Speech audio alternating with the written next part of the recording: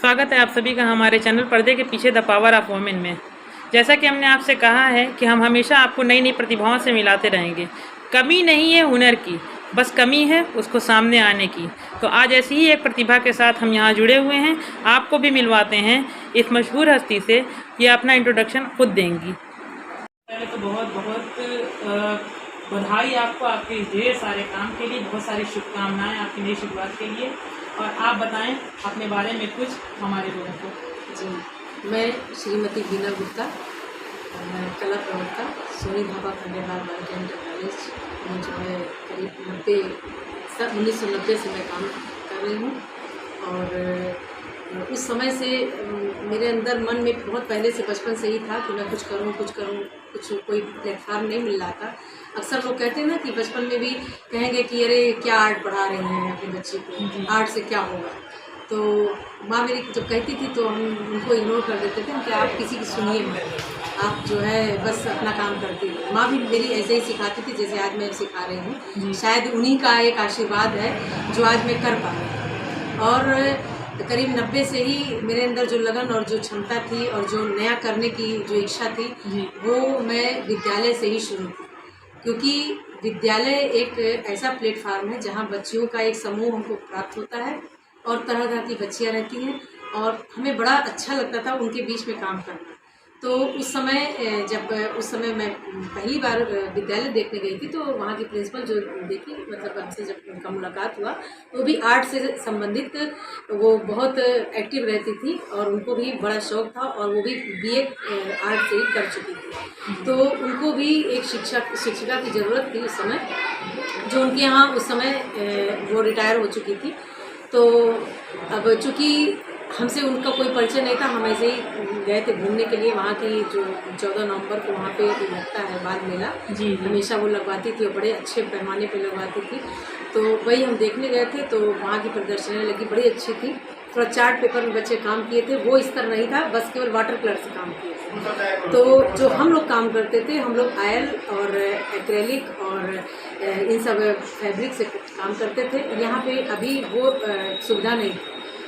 यहाँ किसी बच्चों को ये भी नहीं पता था कि ये सब कलर क्या होते हैं। आप कहाँ से बिलोंग करती हैं? हम जो है इस समय तो अयोध्या हो गया है, फैजाबाद से बिलोंग करते हैं और अवध यूनिवर्सिटी से मेरी डिग्री हुई है जी। और वहीं से शिक्षा हमारी पूरी हुई है। किस चीज़ ने आपको इंस्पायर किया, क्या आपको अच्छा लगा कि आपने अपना इस लाइन आर्ट को चुना? ये हमको भी ऐसा कोई अंदर से कुछ ऐसा नहीं पता है कि कहाँ से ऐसा है, लेकिन हमको लगता है, अब लगता है कि शायद मेरी माँ से मिला, क्योंकि माँ और मौसी मेरी इतनी हुनरमंद थी कि वो लोग दिन भर हम बचपन से देखते रहे कि हमारे घर में बड़ी हुजूम रहता था। वहाँ का एक संस्कार था, सुबह काम हो जाता था, करीब 11 बजे सब लोग फ्री हो जाते थे जी। और 11 बजे के बाद से 2 बजे तक वो लोग घर में पूरी मोहल्ले की जो महिलाएं थी, जो बच्चियाँ थी, वो आती थी माँ के पास और वो बैठ के वो अपना काम सिखाती थी। तो हालांकि हम उनको देखते नहीं थे, ना करते देखते थे, ना उनके पास बैठते थे, क्योंकि उनको बहुत ज़्यादा बस चलते फिरते देखते रहते थे और अपने काम में हम लगे रहते थे। हमको क्या करना, हमारी पढ़ाई है, हमारा ये, हम एकाग्र रहते थे, लेकिन वो चीज़ हम देखते रहते। अक्सर लोग कहते थे कि आप जो है वो आपकी माँ इतने लोगों को हुनरमंद बना रही हैं और आप कुछ सीख ही नहीं रही हैं। तो हम कहे कि जब सीखना होगा तो सीख लेंगे। लेकिन जब जो वो सारी बच्चों को सिखाती थी और जब वो चीज़ मतलब हमारे ऊपर आया तो अपने आप ही आ गया। एक तरह से मतलब हमको सिखाना नहीं पड़ा और वो चीज़ जो माँ सिखाती थी, हाँ वो जेनेटिक समझ लीजिए कि उनके द्वारा हमारे अंदर वो आ गया। और उस समय तो नहीं पता चलता था, लेकिन माँ मेरी बैठ करके उस चीज़ को मतलब बहुत एकाग्र हो करके जब मैं काम करती थी तो एकदम बैठी रहती थी जी। और उस चीज़ को हमेशा हाँ वो पॉलिश करती थी। देखो बेटा यहाँ ये, यहाँ ये, यहाँ ये। वो हमारी एक जो है यशोदा और कृष्ण की फ़ोटो है, तस्वीर है, वो तो लेते आना बाबू। यशोदा कृष्ण की जो फ़ोटो है वो हम 10th जब पास किए तो उस समय मैं खाली छुट्टियों का समय था, उसमें बना रहे थे वाटर कलर से और कैलेंडर से देख के बना रहे थे। तो माँ मेरे सामने बैठी थी और बैठ करके यहाँ से देखो ऐसे हो रहा है, यहाँ से ऐसे हो रहा है, ये ऐसे इसको करो।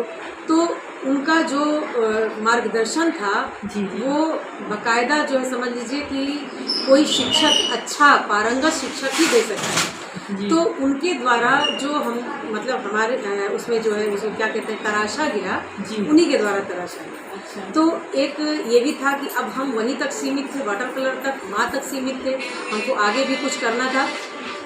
तो उसके लिए हम एक आर्ट्स वहाँ पे कृष्ण गोपाल श्रीवास्तव करके एक सर थे, तो हम बीच में पढ़ते थे, तो उनके यहाँ हम गए, तो वहाँ से हमको मतलब वहाँ से हमको सारी जानकारी। वो भी गजब के कलाकार थे और सर गुण संपन्न थे। वो म्यूज़िक में भी थे, आर्ट में भी थे, हर फन होना हर तरह से।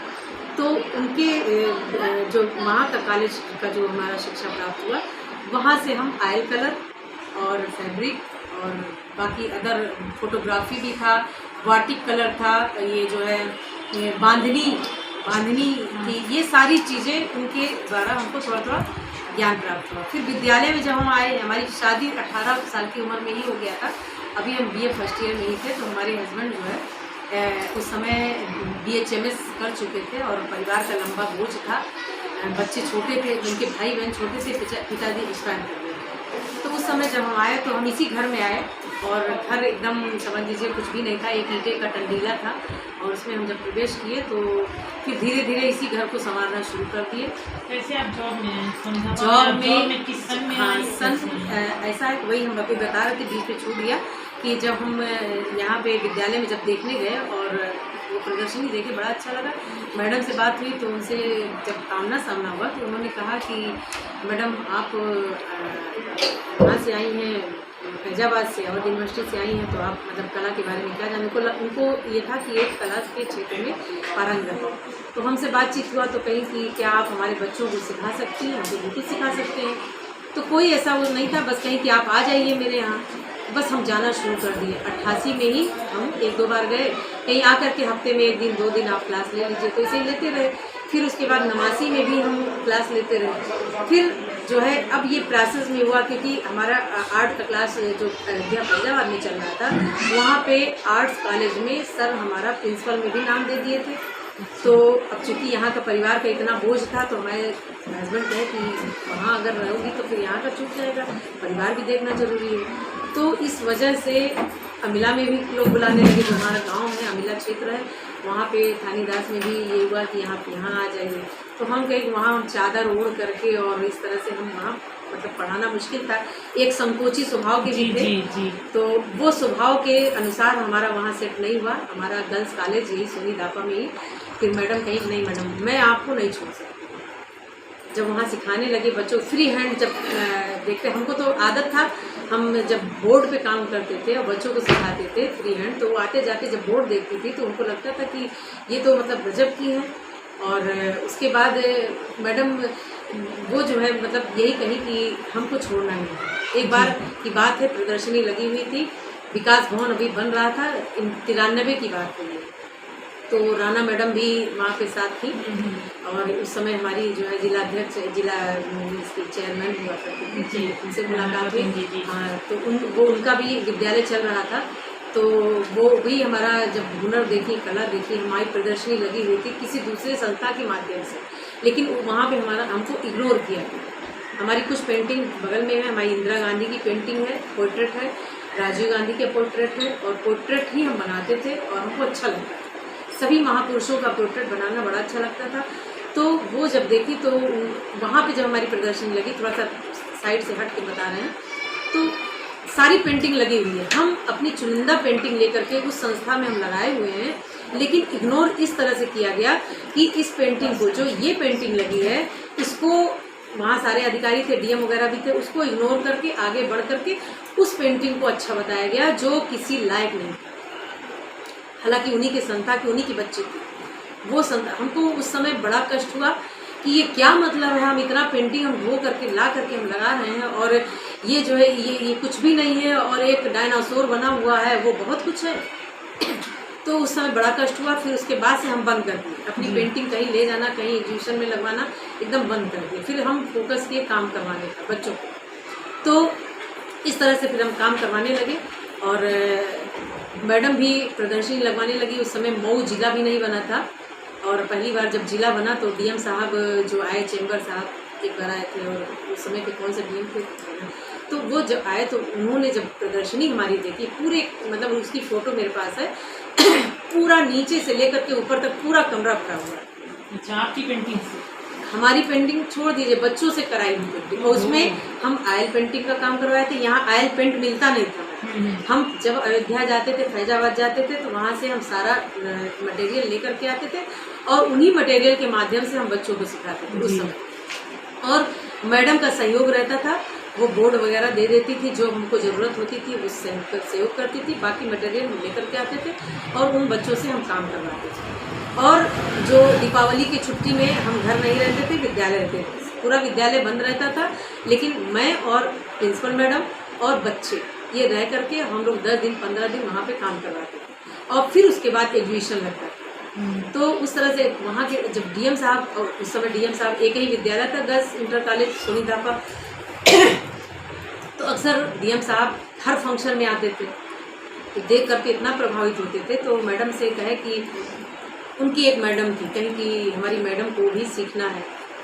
मैडम से कही कि मैं गाड़ी भेज दूंगा, आप मैडम को भेज दीजिए।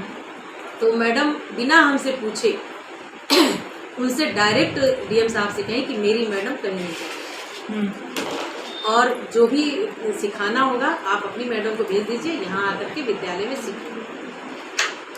बाद में हमको इतना ऊंच नीच भी नहीं पता था, उम्र कम थी। अब लगता है कि शायद बड़ी गाड़ियों में बैठ करके कहीं किसी अधिकारी के घर जाना कुछ मतलब दूसरी बात होती रही होगी।